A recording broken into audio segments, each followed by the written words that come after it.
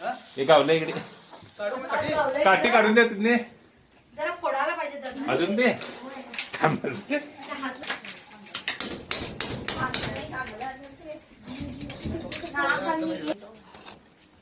हे काढू काय बहुत साधा आहे बघा. नमस्कार. हा तर ती मीठ करू शकते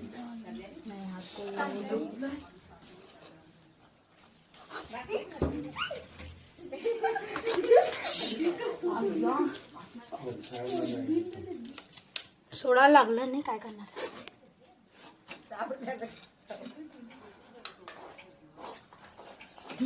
एकदम डेंजर काम आहे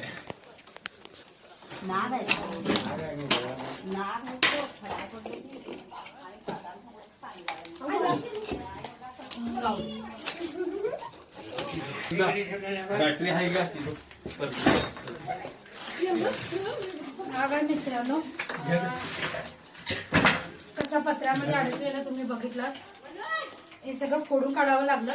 राहत्या घरात साप येतात थाटामध्ये वगैरे तसं कच्चंच बांधकाम आहे यांचं आणि तिथं गॅप ठेवल्यामुळे त्यांच्या अचानक तो चढला वरती पत्र्यामध्ये. किती वेळ झाला बघायला जाता साप हा? आता 4 वाजल्यापासून चालू आहे. 2 तास झाले. हा चिट्टी कॉलनी मध्ये म्हणजे आमच्याच भाऊबंधांच्या घरात आहे मी. कॉल आलेला तेव्हा अजून एक आम्हाला कॉल आला होता आणि म्हणजे एका वेळी 2 फोन आल्यावरती कशी धांदल उडते. आता तो माणूस जास्तच गडबड करत होता. मी त्याच्याकडे पहिला सर्व्हिस दिली. हे समजून येणारे होते आणि ह्यांनी शांतपणे आमचं बोलणं ऐकून घेतलं आणि पेशन्स ठेवले हे महत्वाचं. आणि बघू शकता नाग आहे. प्रेग्नेंट महिलांनी साप पकडायचं ती म्हणतात किंवा बघायचं नाही. पकडायचं तर सोडा बघायचं नाही सुद्धा म्हणतात. डोळे जातात सापाचे डोळे जातात असं वगैरे आहे. आता 8 महिन्याची गरोदर आहे मी. प्रेग्नेंट आहे आणि तरी सुद्धा नाग खास करून नागामध्ये ह्या जास्त प्रमाणात अंधश्रद्धा आहेत की सापाचे डोळे जातात. आता बघू शकता आता मी सापाला पकडलंय आणि कुठे डोळे गेलेत का ते तुम्ही स्वतःच तुमच्या नजरेनं बघू शकता.